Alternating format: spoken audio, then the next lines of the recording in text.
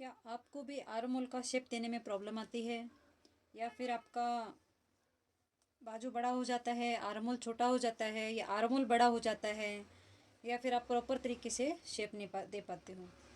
तो hello everyone, स्वागत है आप सभी का हमारे यूट्यूब चैनल में। तो आज की जो हमारी वीडियो रहेगी वो इसी टॉपिक पे रहेगी। तो वीडियो को बिना स्किप कीजिए, आप वीडियो को पूरा देखिएगा तभी आपको समझ में आएगा। तो चलिए हम आपको इसकी परफेक्ट जो आर्म होल रहता है ना उसकी कटिंग कैसे करते हैं और साइज़ के अकॉर्डिंग कैसे करते हैं वो बताने वाले हैं। तो देखिए, आपको बॉडी से मेजरमेंट लेते हो ना तो भी आपको मतलब प्रॉपर तरीके से पता होना चाहिए कि आपका शोल्डर, यानी कि मान लीजिए कि ये हमारी जो बॉडी का शेप है, देखिए ये यहाँ से हमारा जो बॉडी का शेप है, तो ये यहाँ पे हमारी हो गई गर्दन। तो यहाँ पे ये जो बोन से लेकर हमारा जो शोल्डर आता है ना, वो ये जो पॉइंट है ना, इस पॉइंट से लेके इस पॉइंट तक हमारा शोल्डर आना चाहिए। और यहाँ पे जो हमारी स्लीव्स रहती है, मतलब आर्म होल जो रहता है ना, प्रॉपर तरीके से यहाँ पे हमें आर्म होल का राउंड लेना है। तो उस तरीके से आपको मेजरमेंट लेना है। या फिर अगर आप बने हुए ड्रेस से आर्म होल का मेजरमेंट ले रहे हो कि बने हुए ड्रेस से हमें आर्म होल का मेजरमेंट और शोल्डर का पता हम कैसे करें, तो देखिए आपको क्या करना है। आर्म होल का शेप हमारे नेक के ऊपर भी डिपेंड करता है और इस पे भी करता है कि मतलब हमने कैसे मेजरमेंट लिया है। तो देखिए ये मेरा ड्रेस है, आपको पहले तो इसका शोल्डर चेक कर लेना है। अगर आपको बॉडी से मेजरमेंट नहीं, आपके पास ड्रेस आया हुआ है उससे आपको शोल्डर निकालना है, तो आपको क्या करना है, आपको इसको ऐसे रखना है, ड्रेस को एकदम सीधा हम ऐसे रखेंगे। और फिर देखिए यहाँ पे एकदम सीधा रखना है आपको, ऐसे नेक को ऐसे, शोल्डर हमारा ऐसे फैलना नहीं चाहिए, एकदम स्ट्रेट हमारा शोल्डर ऐसे बराबर तरीके से हमें ऐसे यहाँ से यहाँ तक हमें हमारा जो शोल्डर है ना, जो नेक है उसका ये निकालना है। तो देखिए मेरा यहाँ पे 6 इंच आ रहा है, यानी कि मेरा यहाँ पे गला कितना रहेगा, 3 इंच का रहेगा। फिर आपको यहाँ पे देख लेना है कि आपका शोल्डर कितना है। तो ये शोल्डर भी मेरा 3 इंच का है, तो यानी कि 6 इंच तो हमारा यहीं पे मिल गया हमें। और फिर 1/4 इंच यहाँ पे जाएगा, यानी कि 3 लाइन, आधा इंच नहीं दबता है गले में, 3 लाइन ही दबता है, 2 लाइन दबता है। अगर आप बिगनर हो तो ही आधा इंच दबेगा, नहीं तो नहीं दबता है। आधा इंच दबाना भी नहीं है, बिगनर हो तो भी आप कोशिश कीजिए कि ये 3 लाइन 1 2 3 टेप की जो हमारी 3 लाइन रहती है ना, वही आपको नेक में दबानी है। और शोल्डर में हमारा आधा इंच दबता है, तो यानी कि हमारा कितना हो गया टोटल यहाँ पे। अभी यहाँ पे देखिए आधा इंच आप सिलाई का यहाँ से भी पकड़ के देख सकते हो, यहाँ से यहाँ तक हमारा आ गया 3.25 इंच, और 3 इंच ये। तो हमारे यहाँ पे शोल्डर कितना आया, 6.25 इंच का। तो यहाँ पे ये गले में थोड़ा फैला हुआ आया है, तो इसमें से आप 2 लाइन कम कर देना, 7.25 की बजाय आप यहाँ पे 6.5 इंच का शोल्डर ले लेना। ये हमारा हो गया शोल्डर। फिर आपको देखिए आर्म होल का शेप लेना है, आपको ऐसे टॉप को ऐसे रखना है। फिर यहाँ पे जो सेंटर में अपना जॉइंट है ना, वहाँ से आपको टेप को ऐसे रखते हुए और यहाँ पे ऐसे बराबर तरीके से सिलाई के ऊपर से हमें ऐसे जाते हुए जाना है। तो देखिए मेरा सेंटर का जो आर्म होल यहाँ पे आ रहा है ना, वो आ रहा है 19 इंच का। तो आपको ऐसे आर्म होल माप कर लेना है कि आपका आर्म होल कितना आ रहा है एक्यूरेट। या फिर आप इसको ऐसे एकदम सीधा रख के भी ऐसे भी मेज़र कर सकते हो, एकदम स्ट्रेट करके। तो देखिए 19 इंच का हमारा आर्म होल आ गया, तो हमें दोनों चीज़ मिल गई है।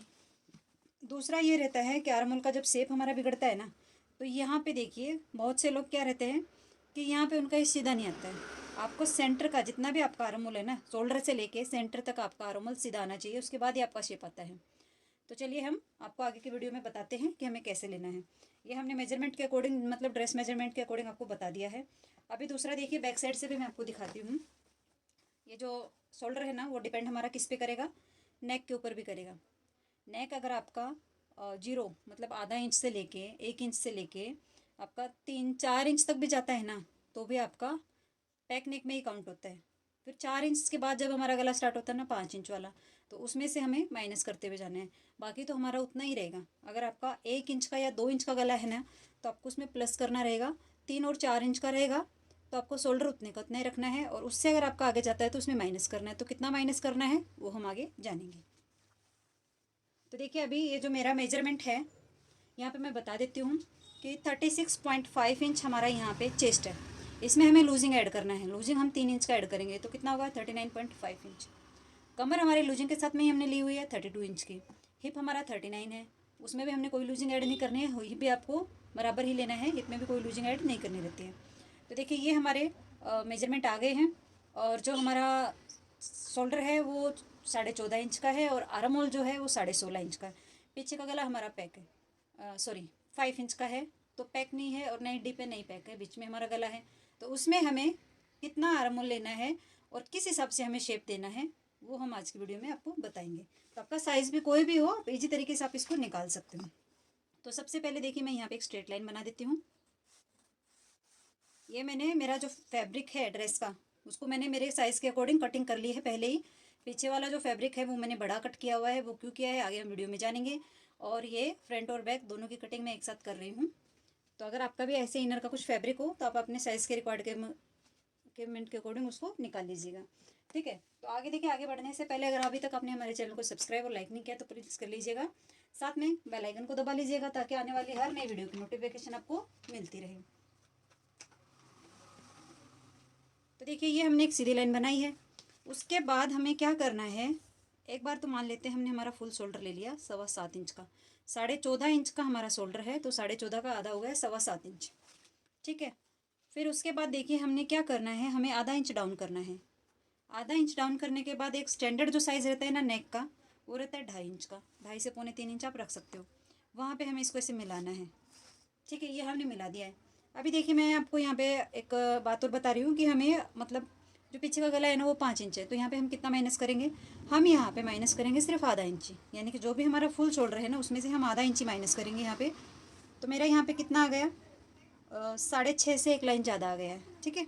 तो ये हो गया हमारे यहाँ पे शोल्डर। अभी इसी शोल्डर से हमें नीचे जाना है। तो एक फॉर्मूला तो हमारा ये रहता है कि chest divided by 6 plus half inch. तो मैं आपको वो भी करके दिखा देती हूँ। 36.5 डिवाइडेड बाई 6, 6.6 आया हमारा, प्लस 0.5, तो यानी कि 6.5 आ गया। तो देखिए मैंने आपको बहुत बार बताया हुआ है कि जितना ही आपको यहाँ पे शोल्डर लेना है उतना ही आपको यहाँ पे आर्म होल लेना है। तो हमारा वही तरीका आ गया ना आपको, यानी कि चेस्ट के अकॉर्डिंग जब हमने निकाला है ना तो भी हमारा आर्म होल उतना ही आया है और उसके अकॉर्डिंग भी इतना ही आया है। दूसरा, अगर आप इस तरीके से निकाल रहे हो ना, आपका साइज़ कोई भी हो, आप एक स्टैंडर्ड दे लेना 6.25 इंच का आर्म होल, ठीक है। फिर उसके बाद आप आपका आर्म होल माप के देख लेना। अगर आपका आर्म होल बड़ा हो रहा है तो एक लाइन ऊपर चले जाना, आप आर्म होल छोटा हो रहा है तो एक लाइन नीचे चले जाना।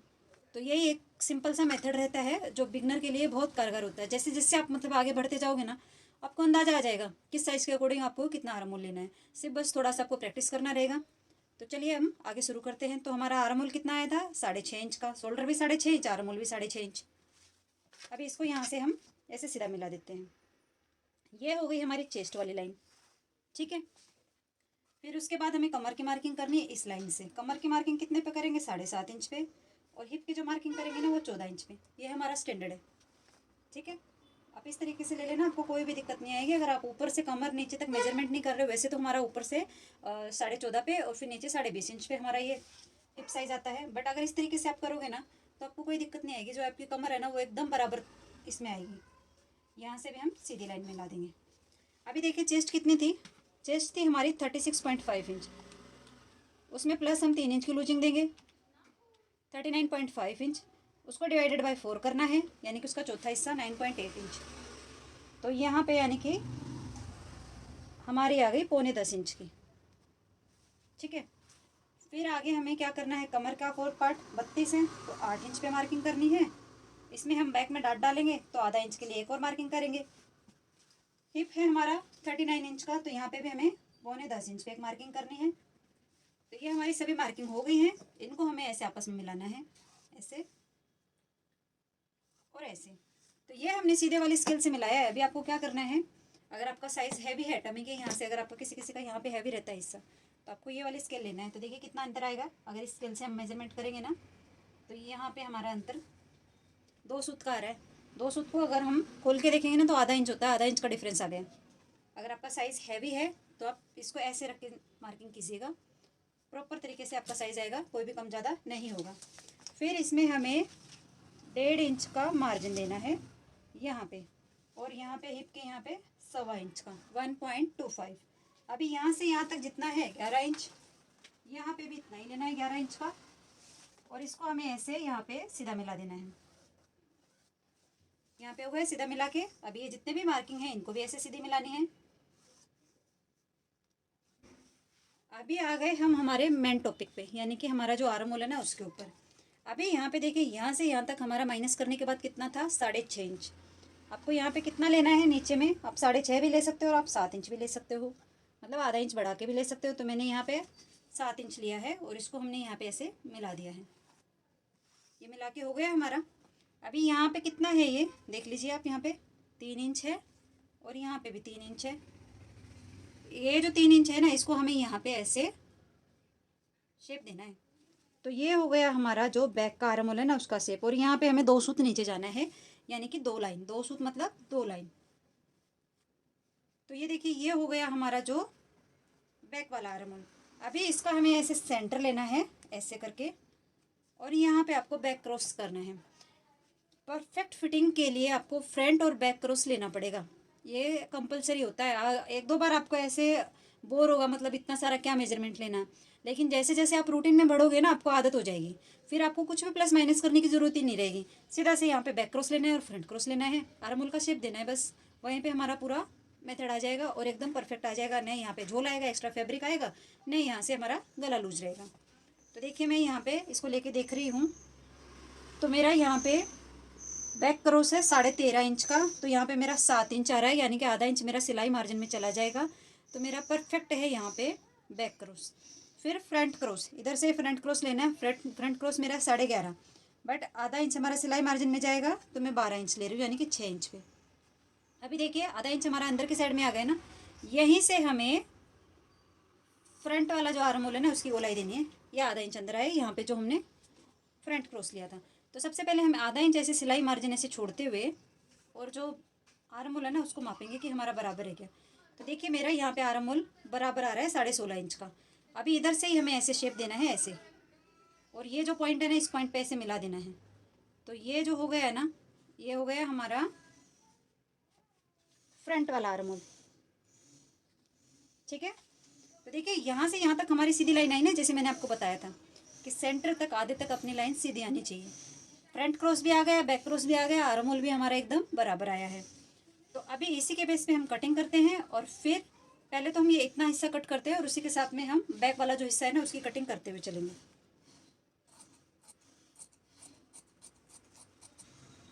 तो देखिए, ये इतना हो गया। अभी बैक वाले हिस्से में हमें क्या करना है कि 1.25 इंच तो हमें बैक वाले हिस्से को फ्रंट वाले हिस्से से बड़ा रखना ही रखना है। डीप नेक रहता ना तो आधा इंच रखते, लेकिन हमारा डीप नेक नहीं है, तो हम 1.25 इंच रखेंगे। साइज़ हैवी है तो आप 1 इंच भी रख सकते हैं।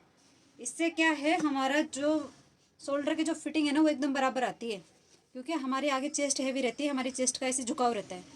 तो अगर पीछे से हमारा बराबर रहेगा ना, दोनों हम बराबर कट कर देंगे ना, तो हमारा चेस्ट पे से ऐसे ऊपर जाएगा, गला ऐसे मतलब हमें ऊपर जाते हुए फील होगा, और फिर ऐसे लगेगा हम ऐसे खींच खींच के उसको नीचे करने की कोशिश करेंगे।